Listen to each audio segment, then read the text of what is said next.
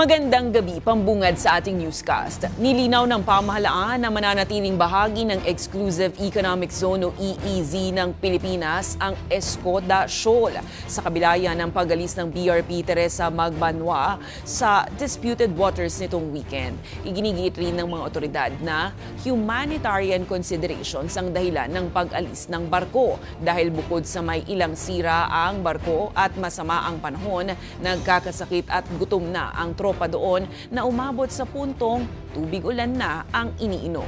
May balitang A to Z si Ace Cruz. We have not lost anything. We did not abandon anything. Escoda Shoal is still part of our exclusive economic zone.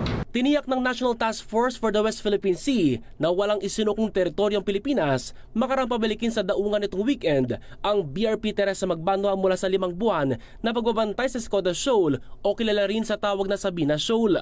Nilinaw ng Task Force WPS na malaya pa ring makakapunta ang pwersa ng Pilipinas sa Escoda. Hindi kasi gaya ng Bahod de Masinloc na iisang lagusan kahit malimit may standoff sa pagitan ng Philippine Coast Guard at Chinese forces. Ang Escoda Shoal ay may lawak na 137 square kilometers at may ilang entry points. It's almost impossible for the Chinese government to block our intent to patrol the entire vicinity of Escoda Shoal. Abril na magsimula ang misyon ng BRP Teresa Magbanwa sa Escoda Shoal para magmatsyag sa reclamation activity doon ng China na dahilan ng pagkasira ng coral reef sa lugar. Agosto naman ang gitgitin at mapinsanan ng Chinese forces ang naturang Philippine Coast Guard vessel. Dito na nagsimulang mas maging agresibong China, kaya't naging pahirapan ang resupply mission para sa mga tropa ng Pilipinas sa barko. Starting August, eto na yung nagkaroon na sila ng problema sa supplies nila. And they were dehydrated dahil sa kakulangan ng tubig.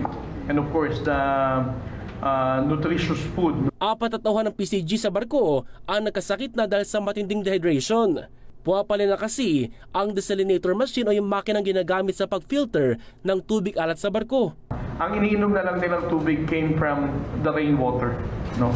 At it was even mentioned by the commanding officer that they even have to, sa mga pagkakataon na walang ulan, they even have to gather water dun sa air conditioning units. Mas naging pahirapan pa ang sitwasyon dahil sa sama ng panahon nitong mga nakaraang linggo. Kaya't nagdesisyon ng PCG na pabalikin at padaungin na ang BRP Teresa Magbanwa sa Palawan. Ang National Maritime Council naman, nilinaw ding humanitarian ang dahilan ng pagpapadaon sa barko. Kahit hindi nila ito may tuturing na pag-atras ng Pilipinas sa claim sa West Philippine Sea. So it's not a withdrawal.